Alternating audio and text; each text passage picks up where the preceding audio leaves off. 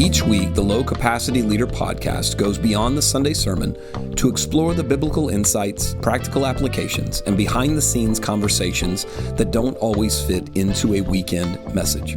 Hosted by the pastors at Fair Forest Church of God in Spartanburg, South Carolina, we believe God often does His greatest work through leaders who recognize their limitations. Thanks so much for spending a few minutes with us. Low Capacity Leader Podcast, episode 5. We are on Cinco, 5 golden rings. So here with Amber C. Is that all right? Yeah. Is that okay? Thanks. Enthusiastic Amber. That's what we call her around here. Noticing just now that your iPad is slightly higher than mine, and not happy about that. But we're going to make it work, and we're going to go forward. Going to press on. That's how we do this. So you're going to start with the content. We were in Genesis 13 again this week, looking at the life of Abraham, and then Lot as well. Lot becomes a part of the story, so I'm going to pass that over to you, and we'll get the recap and then get into the conversation. Are you sure? I mean, I'm fine. Okay. Your iPad is set back up. So last week we had talked about the shadow and how Abraham casted a shadow and what kind of shadows we were casting, and then you kind of you skimmed back over that yesterday, and you talked about a boat and how it makes the waves or the wake or whatever, and how there's no wake zones sometimes. And you dove back into the shadow that was casted, and how you went into the story of how Lot and Abraham decided to part ways. Mm-hmm. And so that's where you really started in on conflict and comparison, which was really cool because you had talked of how conflict exposes things. Yeah. I talked about, I used the story with my daughter when she was a baby at one point, where in the middle of the night, she won't stop crying. I had to put her down. Yeah. And part of that journey, and parenting is a journey like that, you find out about yourself a lot. But I just realized, I'm not upset with her because she's crying. I'm upset with her because there's anger inside of me, and there's unkindness that lives in me, and she has just figured out the key to unlock that door that has revealed all this mess that was in me. And so I think that idea that when Lot and Abram are walking together, they're back into Egypt, Abram goes to the altar.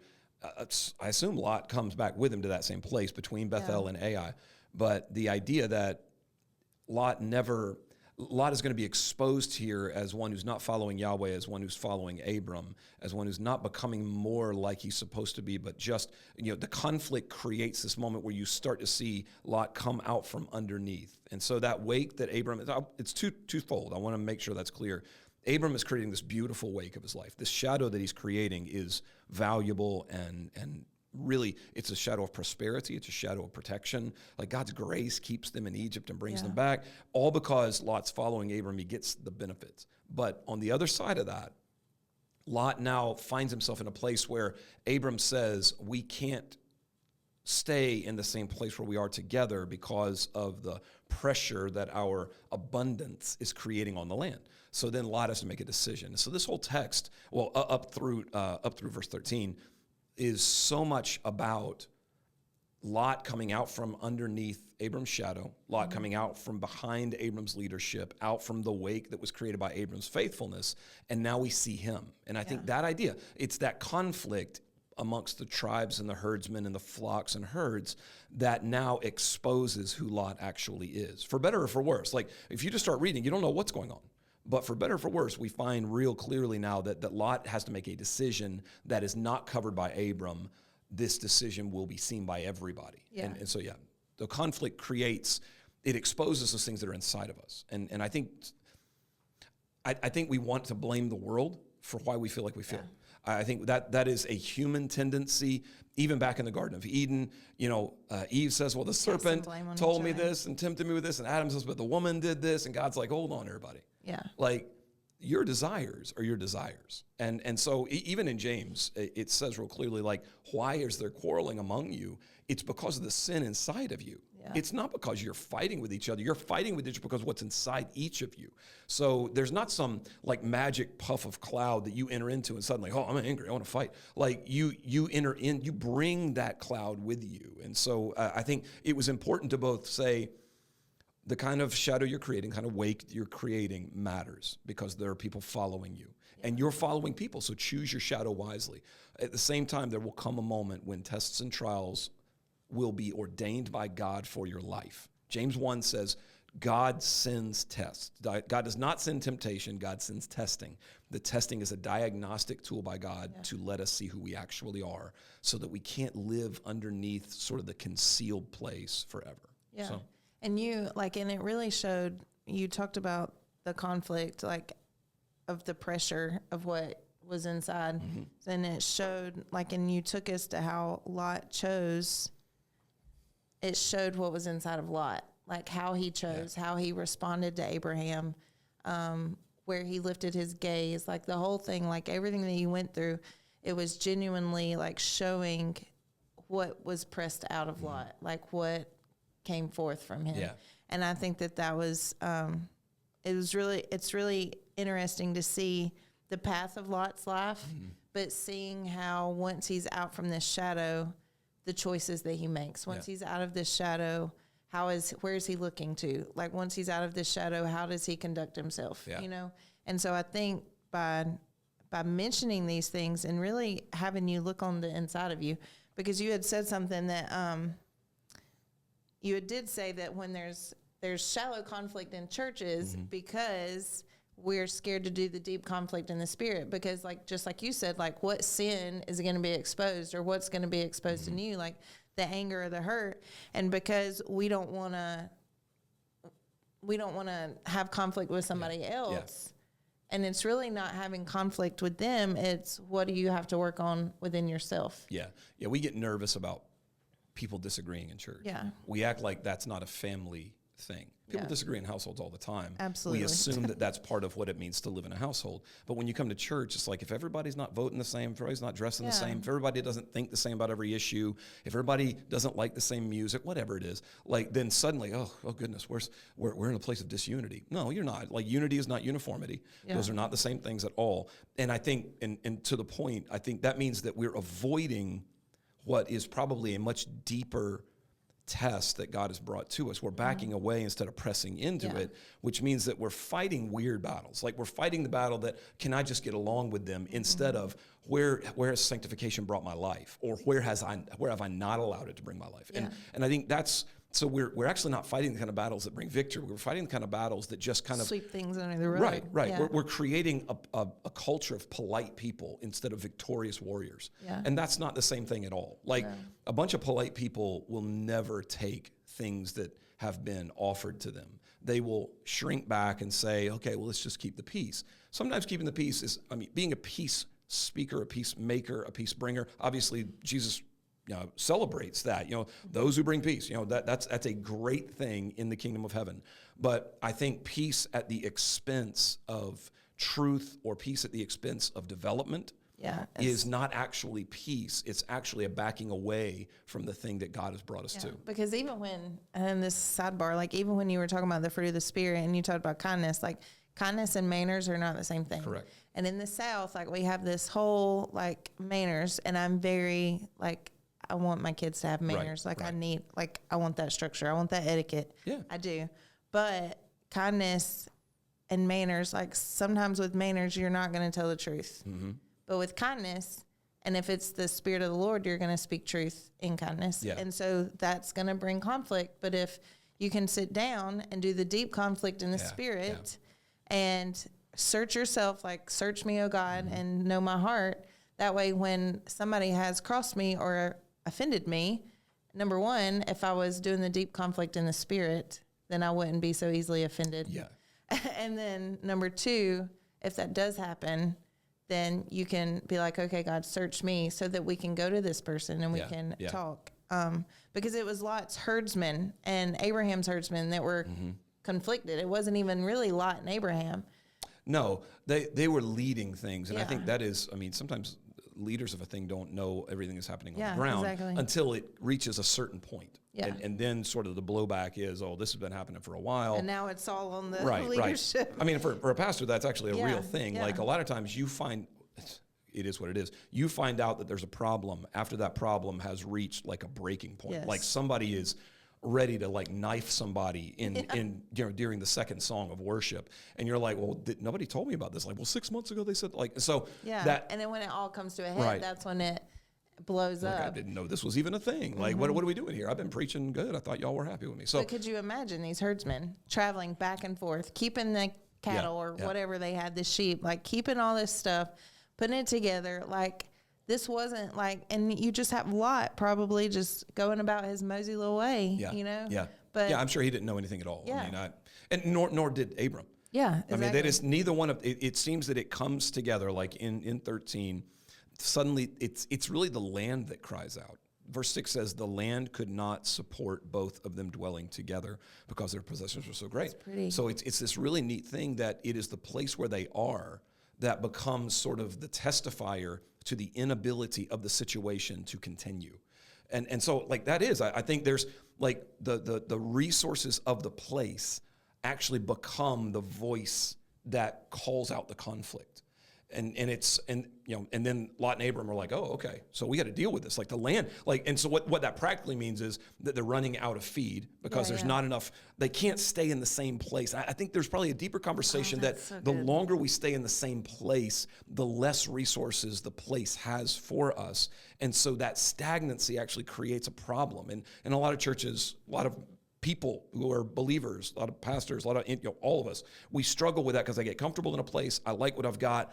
Let's just stay here forever. But that's never what the call is. And so, that stagnancy generates sort of a taxation on the place, on the resources of the place. That could go 500 different ways in my mind. Just like, I think I have a full devotion about anyways. But that's beautiful. The land crying out because it's not enough resources. And in Romans, it talks about the earth groaning, absolutely. and like the land, crying out, so to say. It wants, well, I mean, it's crying because it wants the adoption of sons to be recognized.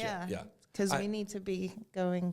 There's also like wild animals will move in herds. If you ever watched a documentary, like they move not just because they're looking for more fields. And I've talked about this before, but like the value of predators in the wild, in the ecosystem of the wild, one of the values of predators is that it forces like a herd of antelope to move instead of staying, because two things will happen. They'll overgraze, or if they stay, they will defecate in the place where they're grazing, and it will create illness because they're consuming things that are toxic. And so predators are actually God's really a beautiful sort of gift to anything that has a tendency towards stagnancy.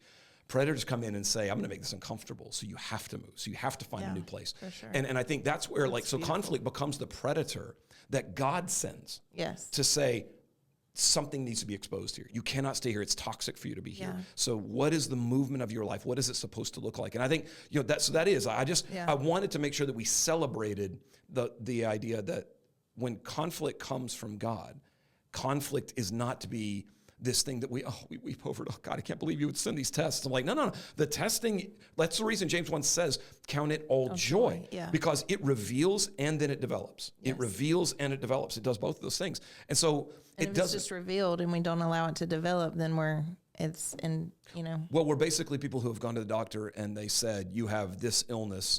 And then we say, good, I'm glad to know that. I'm gonna head back home and keep doing everything exactly the same. Exactly. Used to be they wouldn't even do like bypass surgeries for people who were smokers unless they stopped smoking, because the doctor said, if you keep on smoking, if your lifestyle doesn't change, all we're giving you is about 18 months of life. We're not actually fixing a problem. We're putting a stopgap in because the issue is your lifestyle. And so like that wake-up call, like, oh goodness, something. Lot is in the middle of that moment of wake-up call, and we see Lot's life now in a very clear way. The conflict exposes who he is. It also then, by comparison, that's where conflict and comparison meet. Abram now is held up in comparison with Lot. So we see Abram's life in a unique way because of the view now we have of Lot. So good. That's so good. You did have here, I loved how you had said, no one will tell you that prayer isn't important, but our lives will tell us how important prayer is. And in that statement, I'm just grinning. I just trying to break it. That was a very serious few minutes. So I'm just. You want to play Simon? No, I'm good. I'm good. Or Buffett. We're on the way. So like, if because you were, now my brain just went dead. No one will tell you that prayer isn't important, but our lives will tell us how important prayer is to us. Because you were talking about how help me out here. Yeah. So that's just derailed me. Yeah, me smiling was all it took. Let me take just a second. Asking about the smile. Let me see if I can raise this up just a little so we're even. Here, it's okay. It's fine. So I'm just playing. I'm messing with you. So, yes. What did you say? I don't know. Okay, let's. One track. One track. Low capacity. That's exactly right. That's what this is about. Okay, you had said no one will tell you that prayer isn't important, but our lives will tell us how important prayer is to us. And you were talking about what's being exposed, like what's on the inside of you, because everybody anywhere really will be like, oh yeah, prayer's important. Well, if you truly think that prayer is important, then your prayer life is going to show that. Right. But you can't, but that's going to be exposed. Like your prayer life is going to be exposed. It doesn't matter what your words are. Yeah. It's what your actions are. Like, and just like how Pastor John, he had said, if you don't make time for God, he will make time for you. Yeah. And and I had thought, because I set my alarm every morning at 4:15 and then another one at 4:30 and then another one at 6, just in case, because I have to get the boys up by 6, but I want to get up at 4:15 to read my Bible and pray and to work out and to have my own little time. But I'm telling you, the school schedules kick my tail. Sure. And so I'm still praying. I'm still reading, because my words are backing up. Like my actions will back up what I say. Yeah. But I wanted just that specific time. And because it's a sacrifice for me. I'm like, this is almost like I'm fasting an hour of sleep here. Sure. Because I want to do this. I want to give this time to the Lord. But we can say that all day long. We can say that prayer is important. We can say that the Bible is important to us. But once we're in that mode, once pressure is added, once conflict or comparison is added, like what's going to be shown? And I do not want to be knocked on my tail to pray. Well, there's two pieces. There's like authenticity is a life that is honest about where it actually is. Yeah. Authenticity is in low supply in our world, because we live in a world that is really good at knowing how to say things a certain way that would indicate we're a certain way without having any of the depth inside. So authenticity actually becomes this really rare jewel in our world, because so few people are actually doing the things that would cause them to be the people they say they are or want to be. And I think we can want to be a person so much that we start to convince ourselves we are that person, even though we don't actually live that way. Yeah. Like, I'm telling you, everybody with a jacked up truck ain't on the farm. No. Like there's a whole it's a whole culture of cul-de-sac cowboys in South Carolina who the last farm they were at was a petting zoo. But they got a jacked up truck and 35s, and they got a cowboy hat, and they wear their stacks and everything else. Like, but they are not that. And the church is that place where we've done a great job of creating a culture where people know how to talk about prayer, where people know how to talk about how valuable the Bible is. You have people that can defend the truth of God's word and the necessity of God's word who haven't read God's word in a week. Yes. And so that kind of thing, that's exposed in moments of testing. So authenticity matters. But also we live in a world that is deeply broken in terms of accountability, which means there are so few people around me who know me well enough to look at me and say, you're not praying. Like, I see it in your life. I see you in the quiet moments. I know you well enough. Like, you're not doing the things. You're talking about it, but you're not doing it. So where there's no authenticity, accountability is supposed to help that. Where there's neither of those things, testing will expose things. Yes, and we'll either bow to that or we will rebel against it. Yeah. I'll either submit my life to what God reveals, or I will rebel against it and say, no, I'm good. I'm good, which I think is so much of what happens. I heard a pastor one time say that he knows that if he were to get short with his wife or with his kids, he's like, you know what? I haven't prayed enough today. That's good. And so ever since I had heard that pastor say that, like, if I feel like I'm drowning or I'm just really tired, you know, like there are seasons of weariness. Sure, absolutely. Like if I notice that I have just bit Cody or Cohen or Buck's head off just super fast, more quickly than normal, I'm like, okay, let me reassess. Let me take back, because that's almost my accountability, is how I react to others. Because if I'm reacting to others that isn't in the way that the Lord would have me react to others, then I know, like, you know what, I hadn't been with him enough. Well, diagnostically, you start checking boxes, and you say, okay, have I got enough sleep? Have I eaten enough? Am I praying? Am I reading the Bible? Am I worshiping? Do I have a time that is, so when you start walking down, if you see a deficiency on that list, then you say, okay, that's what's exposed. Correct. Yeah. Isaiah Sturgill's behind the camera running this whole thing. And so when he gets upset with me in the office, I'll ask him, have you prayed today? Every time. That's my first question. It's like, what, you want to buy something or you want to do something else? Have you prayed today? That's I don't want to listen to you until you've talked to God. So until he's heard you, I don't want to hear you. No, I'm kidding. But it is true that there, again, diagnostic tests are not pass-fail. Yeah, I've said that before, and I think it's so important that when God brings these tests, these are not pass-fail tests. They are God's grace and God's mercy to say, you're not seeing yourself like I see you, and I need to do something so that you are awakened to who you actually are. Yeah. Lot, unfortunately, becomes this test case that lets us see what it looks like when you are so unaware of who you are that you don't allow the moment of testing, the moment of trial, the moment of decision to become a moment where you say, oh, goodness, I've been gifted some things and I'm not living like I should. Instead, Lot leans in fully to the brokenness that was concealed by the shadow of Abram instead of allowing his life to be formed now in the light of exposure.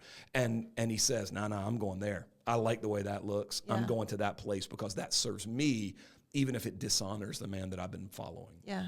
And I think it's good, number one, to assess and to look inwardly and to see, like, when pressure is applied, what is exposed? You know, like, what's going on, to do assessments of yourself, to do diagnostics and of what's being exposed, because we need to be able to, when we come out from under the shadows of people, when we come out from under the shadow of Sunday morning service, and we go to lunch, like, what's that? How are we to the waitress? You know, like, when we come out of the shadow of, whoever, when we're around people. I used to say all the time, another kid's story. I used to say when I was a kid, a segment called Another Kid's Story.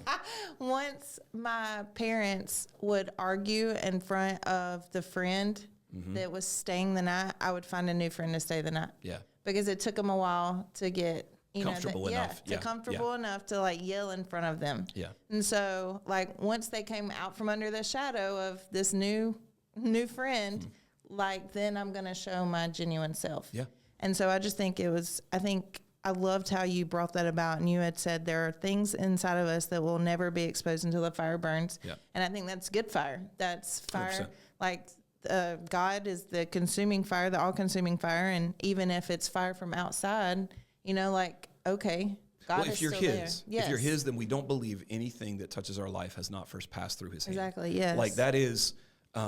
So I think there's some crazies out there that over-realize God's sovereignty. But I think that's the power of having a good theology of God's sovereignty, that nothing will touch my life, whether that is frustration, sleeplessness, or cancer. Nothing will ever touch my life that has not first passed through God's hand, because I am His son. Yeah. And so the identity of sonship allows me to not be as worried about those things, but instead I can allow those things then to expose and be used by God to sanctify my life and to cause me to become an agent of His glory instead of whatever it was that I was, on my way to becoming. And so it's the mercy of God that exposes those things. I will say too, I think, because there is some ministry implications to all this, like the sermons that I write or that I have notes for are different than the sermons that I preach.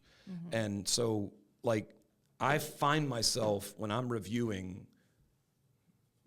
It was too flat. It needed to be lifted, but I didn't want to be higher than you. No, and it's fine. You could elevate it up. No, it's fine. Just put it over your face. So I find that when I'm preaching, when I hear my tone or when I hear the things that, the sermon is different. So when I hear what the Spirit is allowing to come out of me or what I'm just saying, like, that isn't Spirit-led, that becomes its own tool for me. Like, I'm thinking, okay, that might have been true, but it was the wrong tone. That might have been that was probably more me unloading some emotional weight than it was a spirit-led moment. And so I think some of it is important to have a church that understands who I am, that I'm working out like we all are. Yeah. I just, for a couple hours a week, I get to work out my own salvation in real time in front of a group of people. Yeah. And so when I look back and think back, like God is allowing moments to be exposed, not because he is frustrated with me or angry with me, but because he knows that in those moments I'm going to pay attention. Mm-hmm. And so, like, I was even thinking about it early this morning. Like, I could be a great preacher if I would manuscript whatever it was that the draft was, and I just read that out. Like, it would be very, very marketable. Like, but that's not how I preach. Like, by the time I get to the pulpit, there's this moment where I'm just like, I know what I want to say for the most part, and then I look at, somebody on the fifth row who's sleeping, and suddenly I'm angry, and like there's rage inside. I'm going to yell at you for the next 5 minutes, and then I'm going to feel bad. So we're going to have a moment where I tell you a story, and I want you to cry. And so all those things that are going on internally, I think when I reassess my life and look back at it, I'm like, God, that was not just about the people I was preaching to. That was about me. Yeah. So as a minister, as a preacher, I want to look at the way that I'm doing ministry, the way that I'm preaching a sermon, and let that also, because it's a moment of fire. Like, there's pressure in that moment. So what is coming out of me when that pressure happens? And where does that need to take me in the prayer closet, in my Bible reading, in my devotional time with him? How do I need to give those back to you, I think, during the next week? Yeah, I think that's good. Where else? You had said that their hearts were going in two different directions. But I think that's part of the separating and the comparison. But there was something that I absolutely loved what you said. You had asked, like, what's your price? Mm-hmm. And you were talking about how Lot had said, was it verse 9, maybe? Verse 10, what are the two places were? Okay, yeah. Verse 10. Verse 10. Lot had said that when Abram had said that, he could pick whatever. Mm-hmm. And Lot had said that it looks like the garden of the Lord, and it looks like the land of Egypt. And it was just so, like, the way that you expounded on, okay, he's saying it looks like the garden of the Lord, so which would be like Eden. Mm-hmm. He's saying that, okay, this looks like this, but it also looks like what my flesh wants to have. Mm-hmm. So it looks like something from the Lord, but it looks like something that I want. So that's why I'm going to pick it, because I get to have the best of both worlds. Yeah. And you had asked, like, what's your price? What's your price for Eden in Egypt? Like, what's your limit? Like, how close to the line are you going to go? Like, what's that line there? Because you can't have both. You can't have the world and Jesus. You can't have your feet dabbling in both of it, because you're going to crash and burn eventually. Yeah. The Bible even talks about that. Yes, it does. It does. So, and I thought that was just how he had mentioned, and interrupt me at any point in time, because I feel like I'm talking in circles, how he had mentioned the garden of the Lord, or Eden, and what it looked like. It reminded me of a passage in Deuteronomy where he's saying that, this land, the promised land, is not going to be like the land of Egypt that's flowing with water, that's flowing with all these crops and vegetables, but it's going to be land that rain is going to come from the sky, where I'm going to provide you the water, I'm going to provide you the food. And so it's saying that even though that this looks something that your flesh is going to be drawn to, if you will go to what God is giving us, then he's going to be the provider. It might not look like it's flowing with all these things, but he's the one that said that his promised land would flow with milk and honey, because he's the one that provides the milk and honey. It's not that it's just already there. And I just thought that was so beautiful about the price. And you can... No, you're good. You can't go in two directions at once. You can't go left and right at the same time. It's impossible. Yeah, it'd be physically, like Gumby. Spiritually, emotionally. Yeah, you get stretched. It'll stretch you, but eventually you'll either break or one side will release and the other you'll go to a certain direction. And I think there's a couple things there where there should have been a red flag in Lot's thinking when he said that looks like Eden and that looks like Egypt.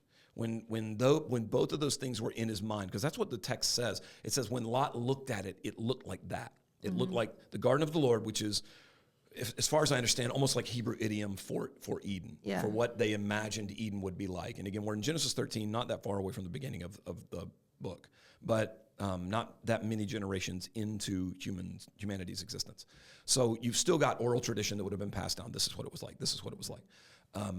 the other side of that then is when he says, but that also reminds me of Egypt. Because of where we've just been at the end of the last chapter, at the beginning of this chapter in Genesis 13, they just came back from that place knowing that that's not where they belonged.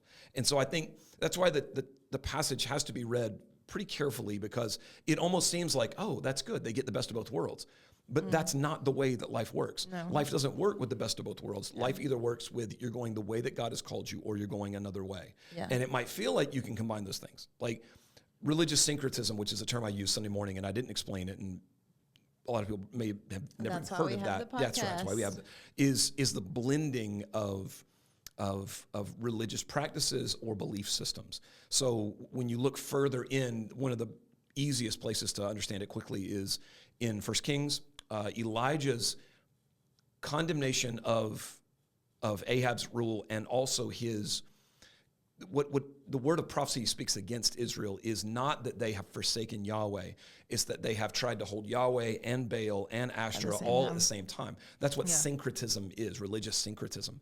And it's that idea that he says you can't keep limping back and forth. That's the term he uses in 1 Kings at Mount Carmel. So you can't go back and forth. You're going to choose one or you're going to choose the other. If you try to choose all, then you've chosen the other. You have chosen against God, because God will have no rival. God will have no. And so what you see in Genesis 13 is Lot saying, I can get both. Yes. I can have all that God has, and I can have all that Egypt has. And I think that's that idea that because his mindset was so consumed with provision, all he cared about was getting more of the stuff that he had been hauling in. And it was not a posture of the heart where he said humbly, maybe there's something behind why I have all this. Yeah. He's just saying, what can I have that's that shallow view of life? If I can just get my hands on enough stuff, then I'll be okay. Instead of, there's got to be some kind of giver here, not just gift. Yeah. And so that's where the comparison comes in too, I think, is that between Abram and Lot, Abram is now so fully invested in the presence of God that he says, I don't need that land. Yeah. It's not that Abram didn't see it, the well-watered plains of the Jordan Valley. Like, it's not that he didn't know it was there. It's that Abram realizes, I didn't come back from Egypt. I didn't leave a place of prosperity just looking for more prosperity. Yeah. I left the place of prosperity and provision because I was coming back to the presence. And when that becomes the focus of our life, and I'll get to it this Sunday eventually, but like, Abram's going to wind up with more than Lot, even though Lot chose the thing that looked like more. Yes. And so that's where the exposure of Lot's life and the exposure of our life really is. There's Lot's price was, I want both. If I can have both, then I'll take both, and I'll forsake humility and honor, which should be two things that Lot should obviously exhibit in this text. He should have said to Abram, you're the only reason I have anything. I only want what you want me to have. Yeah. If Lot postures his life that way, with honor and humility, the story is completely different. Lot never goes to Sodom. Lot never, next to Sodom, then into Sodom. Later on, we find out he's living in Sodom, because you never stay right beside Sodom. You will never stay right beside it. And you'll always move into it.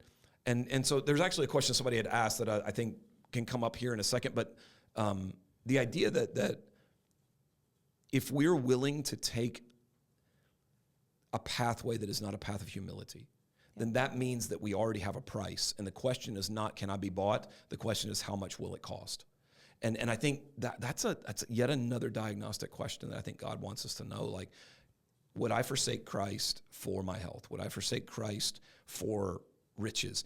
Satan actually asked Jesus this 3 separate times in Matthew chapter 4 when Jesus is in the wilderness, right? He says, make the stones bread, throw yourself off the temple and prove that the angels will keep you, and you can have all of the kingdoms of the world.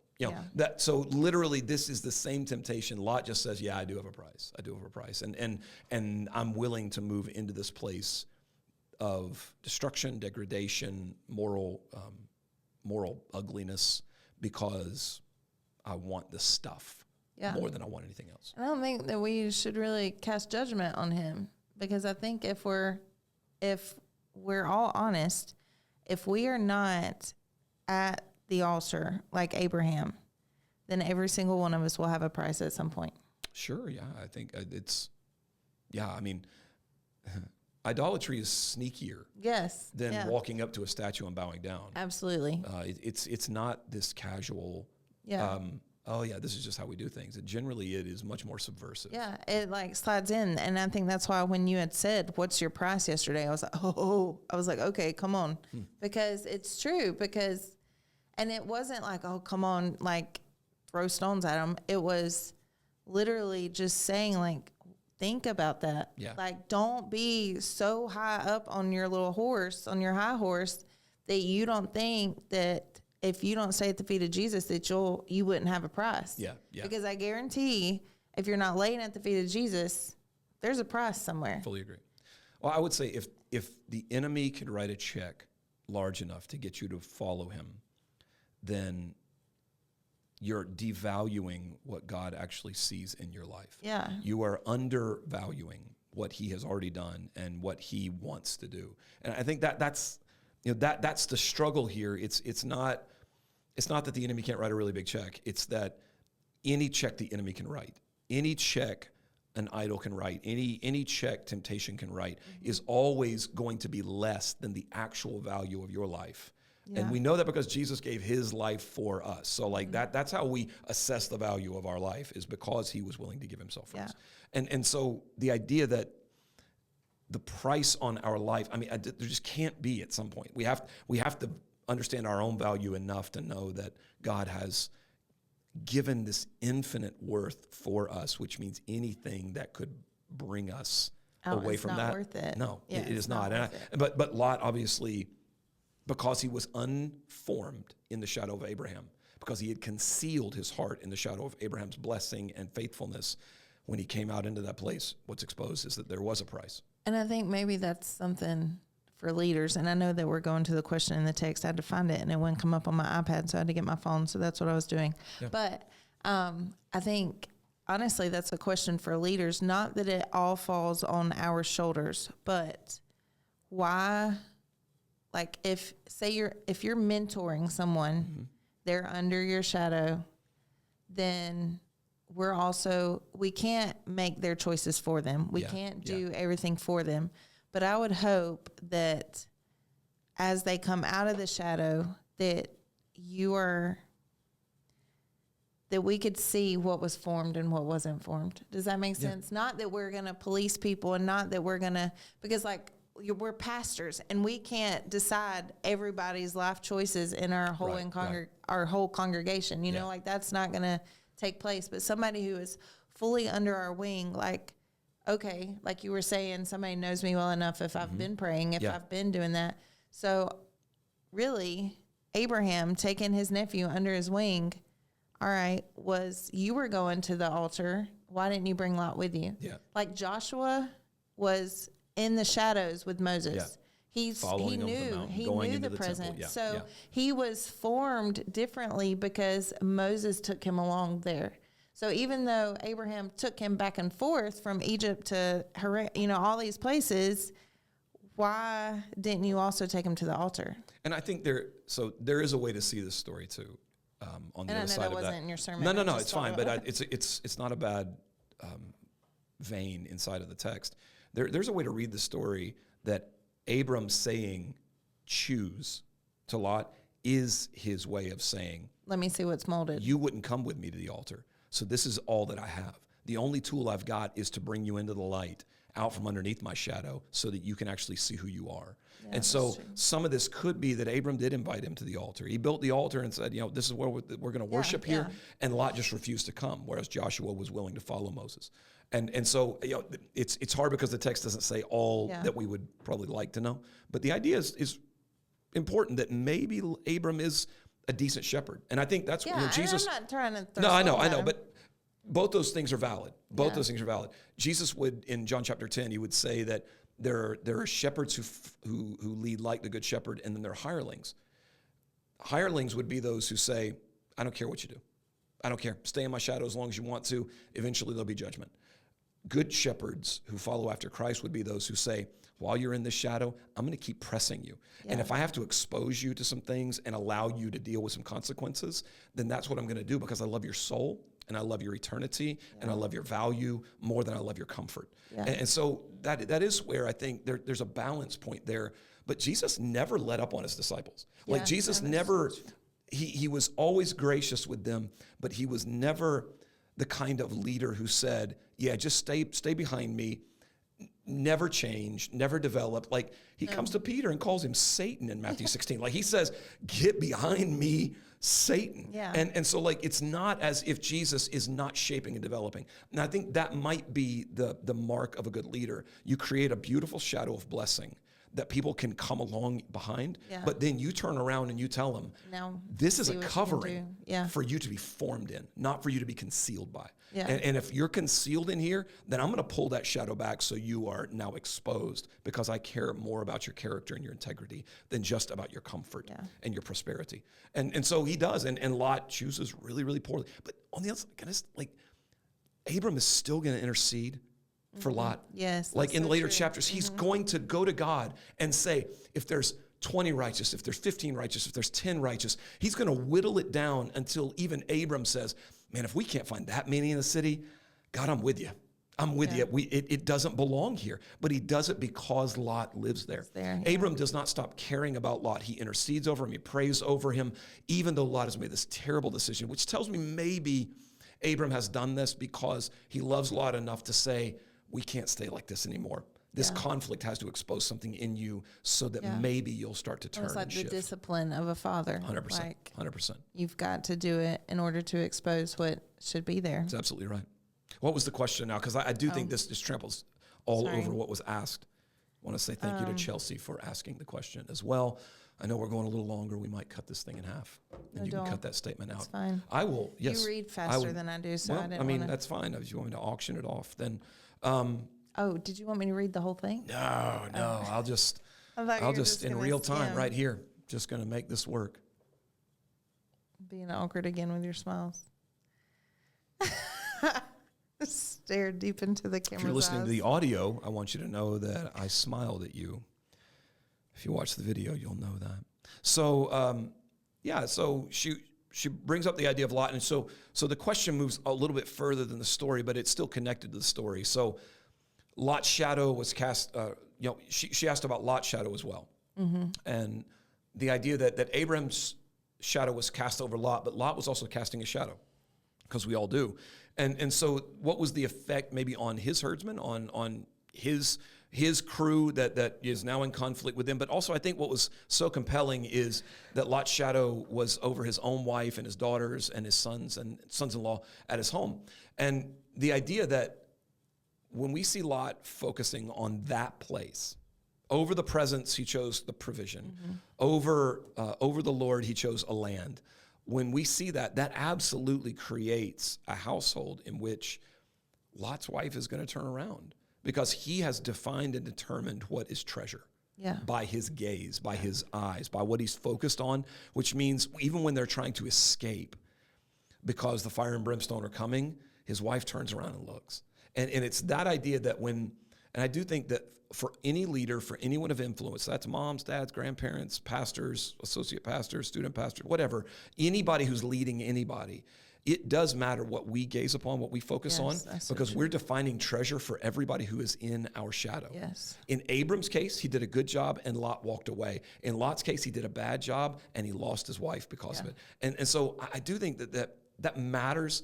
There is some accountability that comes from knowing that somebody is following me. Mm-hmm. Yeah. And that's a healthy accountability. That is not, it's the pressure. Like, I'm not saving anybody because I'm reading the Bible, but I am going to cut a little wider path because hopefully I'm doing some of the work on the front end so that somebody can follow me on the back end. And that matters. Like, it does. And you can tell how deep, you can tell just period. If somebody is in their Bible, is in their word, you can tell how surface level it is, the maturity level. Absolutely. You can tell if they're really studying it or they read it to check off a list. And so when we're doing it as pastors, those people that is under a shadow, they're going to be able to know, like, do you really know your word, or are you just still drinking milk? And well, we have a world where social media creates 90-second geniuses, and also where AI can do most of the groundwork that we're supposed to do on our own. Yeah. And I think those are very troubling things, not because they're not great resources when they are useful, but because they cannot become replacements. Yeah. Those resources can never be replacements for doing the ground level, digging, hard work of allowing God to shape us through spending time with him, through being in the Word of God, through praying in seasons and moments and times when we don't want to be praying. So like that, and I just think, I've talked about this a little bit before as well. I think it's really important that people sound so intelligent when they get to say what they know. When you start to dig further than that, then you realize, oh, you saw a reel. You didn't read a book, you saw a reel. And that's a much different moment. And I'm telling you, leaders that are nourished by those vapid, shallow pools will be exposed because they are not allowed. And you don't have to be smart to read a book. Yeah. You have to be diligent, and true. you have to be willing to persevere to read a book. Yeah. You don't have to be smart to pray. You have to be willing to set aside something that you prefer for that moment of intercession, prayer, and fellowship with the Holy Spirit. Like, so this is not just about, I don't have the tools, I don't have the ability. No, you do. You have every tool and every bit of availability that everybody else has. Yeah. And it will come to bear in your life as dads, as moms, as grandparents, as older brothers, as spiritual fathers and mothers, as pastors, as leaders, as whatever it is. And so I think the world we live in is absolutely tailor-made for shallow leaders to look good for the first 10% of the conversation. Yeah. But we can't have shallow leaders. Like we won't go anywhere. We can't afford it. Correct. That's the price, yeah, absolutely. Like we cannot afford to have shallow leaders. We cannot afford to have a pastor who continually hits snooze. Yeah. No. And never gets up and never prays and never reads, Correct. Like you can't afford to have that in a church. The church will die. The church will crumble. Yes, it will. Or it will just be consumer driven. And then the whole entire church is going to think that it's alive, like in Revelation. Like you look alive, but you're not. Yeah, you're all going to hell in a handbasket. Of life, but there's death inside of you. So, and that's to Lot lifting up his gaze. And you had said yesterday that Lot didn't lift his gaze high enough. He looked out at what looked like the garden of the Lord and Egypt. But if he would have lifted up higher, just like in Psalm, even it says, lift up your eyes to the hills from where your help comes from. Like if we're looking up to Jesus, if we're looking up at God, if we're laying, at his feet, if our gaze is in the right place. Yeah. Because, you had you had talked one time when you had taught on Wednesday night, you had talked about the sheep and of what you are looking at, that's what will be produced. Yeah, because, it was Jacob's life. Yes, yeah, Jacob's life with Laban's sheep. Yeah, yeah. They stared at the striped sticks that he had carved out, and they conceived while they were staring at those sticks, and they gave birth to speckled and striped or speckled because of what their flocks. gaze was on. Because you inevitably produce what you are focusing on. Yeah, you will always, and it's true. I mean, it really is. I mean, what comes after you will start to look like what you're going after. Yeah. And I think almost maybe reimagining or reworking our instincts so that it would be really healthy for me, even like if the moment I hit a place of provision, I'm looking around, I find something that I need. If my instinct was not to say, that's what I want, that's where I'm going, but then to say, okay, that now triggers me to look up. Instead of looking out, I must look up. So every time I look out and find something, I really wish, and that's one of my prayers, I guess, I've never articulated it this way in prayer, but I never want the thing I'm looking at to be the thing that I finish looking at. I want the thing that I'm looking at to be the thing that I look at, and then that draws my gaze up, draws my attention to the glory of God, to what he's doing, who he is. Because it becomes a cycle of survival. For me to find the thing that I want, it becomes sort of this really beautiful moment of purpose to say, yeah, that's what I want. I bet that came from somewhere. To go behind that and to go up. That the back of everything, behind everything that I could desire, there is a God who is, I've quoted James 1 over and over again, but it's still that behind every good and perfect gift, there is a Father of light. And so if I'm just looking at the good and perfect gift and never raising my gaze to the one that is the Father who's given birth to all those good things, then I'm stopping halfway. Yeah. And halfway will never take me all the way that God wants me to be. I think that's really good about you mentioning how Lot didn't lift up his gaze. And it's important for us to see the Lord. It's important for us to look to him, not just in hard times, not just when things get cloudy and all of a sudden now we're praying all the time. But then when stuff clears out, then we're not, we don't have to pray for this anymore. Yeah. And so our gaze goes back to the level ground, like you were saying.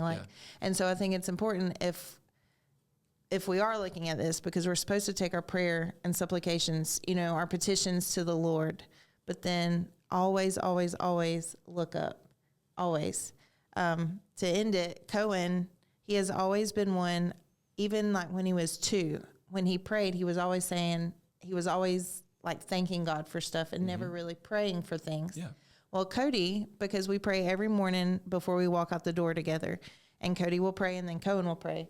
And Cody had said something to Cohen the other day. He was like, bro, you didn't even pray. You just thank God the whole time. And I was like, that's fine. Like, he's allowed to. So this morning, Cohen never thanked God. He just said, I pray for this and I pray for this. And I told Cohen, I said, I know Cody was messing with you. I said, but don't ever come off of that thankfulness. Don't ever come off of the gratefulness of looking to him and thanking God for all that you have. I said, if that's all that your prayers are is thanking God, then that's fine. Yeah. Like, you don't have to always ask for things. I was like, you can thank him. You can just honor him and worship him.